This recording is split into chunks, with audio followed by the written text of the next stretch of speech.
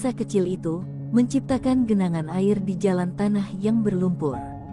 Di sebuah rumah kayu tua yang hampir roboh, Siti duduk meringkuk di sudut dapur. Matanya merah, bukan karena dinginnya udara malam, tetapi karena air mata yang tak pernah berhenti mengalir. Sejak kematian ayahnya 2 tahun lalu, hidupnya berubah menjadi neraka. Ibu tirinya, Rukayah, selalu memandangnya dengan kebencian, seolah kehadirannya hanya membawa sial. Setiap hari, Siti dipaksa bekerja tanpa henti, mulai dari membersihkan rumah hingga bekerja di ladang milik tetangga. Malam itu, setelah menghabiskan waktu seharian mencuci pakaian di sungai, Siti mendengar pembicaraan di balik dinding bambu rumah mereka. Rukayah berbicara dengan suara rendah kepada seorang pria tua, Pak Rahman, tukang becak yang sering terlihat mangkal di pasar desa. "Aku tidak butuh dia di rumah ini lagi," kata Rukayah dengan nada dingin. "Ambil dia, jadikan dia istrimu, dan aku hanya minta imbalan yang sesuai. 100.000 cukup." Siti tertegun mendengar kalimat itu. 100.000, apakah harga dirinya hanya sebatas itu di mata Rukayah? Pagi harinya, Rukayah memanggil Siti dengan suara keras, memaksanya duduk di ruang depan. Dengan senyum tipis penuh tipu daya, Rukayah berkata, "Siti, hari ini hidupmu akan berubah. Pak Rahman telah setuju untuk menikahimu. Kau harus bersyukur, setidaknya ada yang mau menerimamu." Mata Siti membelalak, tubuhnya bergetar. Ia ingin melawan, ingin mengatakan tidak, tetapi keberaniannya hilang begitu saja. Ia tahu betapa kejamnya Rukayah, menolak hanya akan membuat penderitaannya semakin parah. Pak Rahman datang sore itu, membawa becaknya ke depan rumah. Ia tidak berkata banyak, hanya tersenyum kecil ketika melihat Siti. "Kau gadis baik, ya," katanya singkat, namun suaranya terdengar penuh rasa iba. Rukayah segera menyerahkan Siti seperti menyerahkan barang dagangan. Tanpa satu pun barang miliknya, Siti naik ke atas becak, meninggalkan rumah yang selama ini ia sebut sebagai penjara. Air matanya mengalir tanpa suara. Sepanjang perjalanan menuju rumah Pak Rahman, Siti hanya terdiam. Pikirannya dipenuhi ketakutan akan masa depan yang tidak jelas. Ia memandang tangan kasarnya sendiri, tangan yang sudah terlalu sering bekerja keras. Apakah hidupku hanya akan menjadi penderitaan seperti ini selamanya? Gumamnya dalam hati. Ia tidak berani bertanya kepada Pak Rahman apa yang akan terjadi padanya.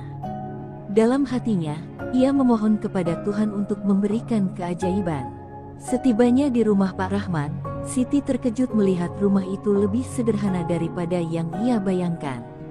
Namun, sambutan yang diberikan oleh Pak Rahman terasa hangat. "Masuklah, nak," katanya lembut. "Kau aman di sini." Siti merasa ada sesuatu yang berbeda dari pria tua itu. Ia tidak merasakan ancaman seperti yang ia takutkan. Namun, rasa cemas di hatinya tetap belum sirna. Malam itu, Siti duduk di ruang tamu, bingung dan lelah. Pak Rahman mengeluarkan sebuah foto dari saku bajunya dan meletakkannya di depan Siti.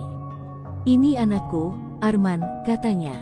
"Dia tinggal di kota, bekerja keras dan sudah sukses. Aku akan mengenalkanmu kepadanya." Siti memandang foto itu. Seorang pria muda dengan senyum ramah terlihat di sana. "Mengapa kau ingin aku bertemu dengannya?"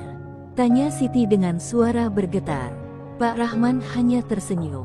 "Kau akan tahu jawabannya nanti, nak. Yang pasti, aku tidak akan membiarkan hidupmu terus menderita." Di balik rasa takut dan keputusasaan, sebuah harapan kecil mulai muncul di hati Siti.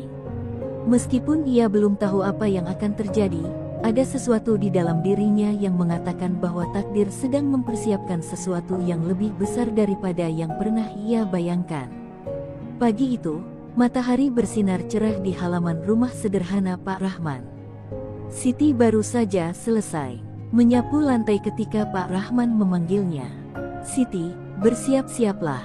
Kita akan pergi ke kota hari ini," katanya sambil tersenyum. Siti tertegun. "Ke kota, Pak? Untuk apa?" tanyanya bingung. Namun, Pak Rahman hanya menjawab singkat, "Ada seseorang yang ingin kutemui, dan kau harus ikut." Meski hatinya penuh tanda tanya, Siti tak punya pilihan selain menurut. Perjalanan ke kota terasa begitu asing bagi Siti.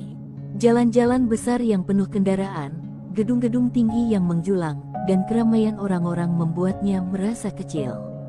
Ia hanya duduk diam di samping Pak Rahman yang mengayuh becaknya dengan tenang. Setelah hampir 1 jam, mereka berhenti di depan sebuah bangunan besar dengan gerbang besi hitam yang megah. Siti menatap takjub. "Ini rumah siapa, Pak?" bisiknya pelan. Pak Rahman hanya tersenyum.